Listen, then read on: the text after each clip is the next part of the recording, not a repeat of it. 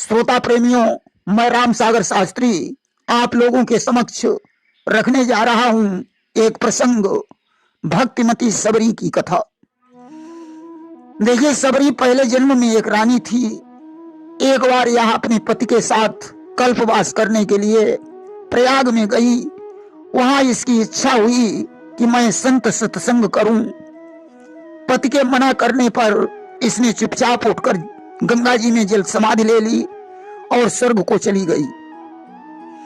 कि प्रथम जन्म रानी रही, संत मिलन की आस, जल समाधि ले देवी ने किया स्वर्ग में वास। मरने के बाद इसने एक भील के घर में जन्म ले लिया और भीलनी कही जाने लगी कि फिर जन्मी सबरी भील भवन, जिससे भिलनी कहलाई है। माता ने मुख को चूम चूम मनमानी खुशी मनाई है। सबरी की मां सबरी को बहुत चाहती थी। धीरे धीरे सबरी विवाह के योग्य हो गई। पिता ने एक भील के साथ उसका विवाह तय कर दिया। सबरी की माता बड़ी प्रसन्न है कि मेरी पुत्री की बारात आएगी। पिता ने बारातियों के स्वागत के लिए अनेकों बकरे इकट्ठे किए। सबरी ने मां से पूछा, ये मां, पिताजी ने इतने सारे बकरे लाकर क्यों इकट्ठे किए हैं? तो हंसकर मां कहने लगी, सुन बेटी इधर ध्यान, यह बारात का भोज है, तुझे नहीं क्या ज्ञान। मां ने हंसकर कहा, बेटी तेरी बारात आने वाली है, इसलिए बारातियों को खिलाने के लिए ये बकरे इकट्ठे किए गए हैं। सबरी ने कहा, मां लानत है ऐसी बारात पर जिसमें इतने जीवों का बलिदान किया जाए। अरे ऐसे विवाह से तो अच्छा है मैं कुंवारी ही बनी रहूं। कि जिसमें पशुओं की भेंट चढ़े, ऐसी जमात का क्या होगा। लाखों जीवों की जान जाए, ऐसी बारात का क्या होगा। मां इन पशुओं की खातिर तो मेरा मर जाना अच्छा है। ऐसी शादी से तो मेरा कुंवारा रहना ही अच्छा है। बारात मेरी मत बुलवाओ, मैं शादी नहीं रचाऊंगी। लो आज प्रतिज्ञा करती हूं, मैं कुंवारी ही मर जाऊंगी।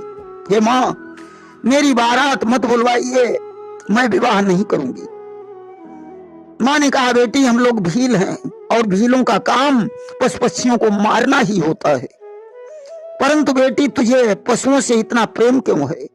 सबरी ने कहा, मां जिसे तुम कर्म बता रही हो वो कर्म नहीं कुकर्म है। जिसे तुम धर्म कह रही हो वो धर्म नहीं अधर्म है। हिंसा करने वाला व्यक्ति पापी होता है। मैं इस हिंसा वृत्ति का तिरस्कार करती हूं। मां ने कहा, बेटी ये वर्षों से चली आ रही लीक को कैसे बदला जा सकता है। आज सबरी मां के पास से उठकर चुपचाप जाकर लेट गई। उसने खाना भी नहीं खाया। जब रात में घर वाले सो गए तो चुपचाप उठी और उसने जंगल की तरफ प्रस्थान कर दिया। सबरी मतंग ऋषि के आश्रम पर पहुंच गई। कि पहुंची मतंग के आश्रम पर, ऋषिराज समाधि लगाए हैं। प्रभु की उस अटल तपस्या में वे कुछ भी समझ न पाए हैं। मतंग ऋषि भगवान की तपस्या में लीन थे। सबरी एक वृक्ष पर छुपकर बैठ गई। अब तो ज्यों सवेरा हुआ, सबरी ने सारे आश्रम में झाड़ू लगाई और फिर वृक्ष पर बैठ गई। मतंग ने देखा कि इस आश्रम को किसने साफ किया है। अचानक वृक्ष पर बैठी हुई उन्हें एक लड़की दिखाई पड़ी। मतंग ने उससे प्रश्न किया, हे बेटी तू कौन है और यहाँ किस लिए आई है? कि बोले, बेटी कौन तू, क्या है तेरा नाम, आई है तू किस लिए, क्या है तेरा काम। अब तो सबरी ने वृक्ष से उतरकर मतंग ऋषि को प्रणाम किया आदि से अंत तक सारी कथा सुनाई। आज कथा को सुनकर मतंग ऋषि सबरी को धन्यवाद देने लगे कि ऋषि बोले, धन्य तुझे बेटी, क्या तूने पूर्ण कमाई है। भिलनी कुल में पैदा होकर पशुओं पर दया दिखाई है। आज भिलनी को उन्होंने आश्रम में स्थान दे दिया। अब तो सबरी आश्रम में रहकर भगवान का भजन करने लगी कि धीरे धीरे इस तरह बीत गया बहुकाल। एक रोज मुनिराज ने कहा हृदय का हाल। धीरे धीरे काफी समय व्यतीत हो गया। एक दिन मतंग ने सबरी से कहा, बेटी अब मैं सदैव स्वर्ग जाऊंगा, तुम इस आश्रम की देखभाल करना। सबरी की आंखों में आंसू आ गए। उसने कहा, घर परिवार छोड़कर मुझे आप जैसा पिता प्राप्त हुआ, आज आप भी हमें छोड़कर जा रहे हैं, अब मैं किसके सहारे जीऊंगी। मतंग ने कहा, बेटी संसार के सारे नाते झूठे हैं, असली नाता तो परम पिता परमात्मा से होता है। कि मुनि बोले, संसार के नाते झूठे जान, इस दुनिया को भूल जा, तेरा है भगवान। तुम आश्रम पर रहकर भगवान का भजन करो। मैं तुम्हें विश्वास दिलाता हूं कि एक दिन भगवान राम तुम्हारे आश्रम पर जरूर आएंगे। श्री रामचंद्र का भजन करो, भगवान किसी दिन आएंगे। हे बेटी मैं सच कहता हूं, वे तुमको दर्श दिखाएंगे। मतंग ऋषि तो स्वर्ग को चले गए और सबरी भगवान के आने की प्रतीक्षा करने लगी कि सबरी प्रभु से डोर लगाती चली गई, बिगड़ा हुआ नसीब बनाती चली गई। आएंगे राम जी कभी मेरी कुटीर पे, आशा में अपनी हस्ती मिटाती चली गई। सबरी प्रभु से डोर लगाती चली गई।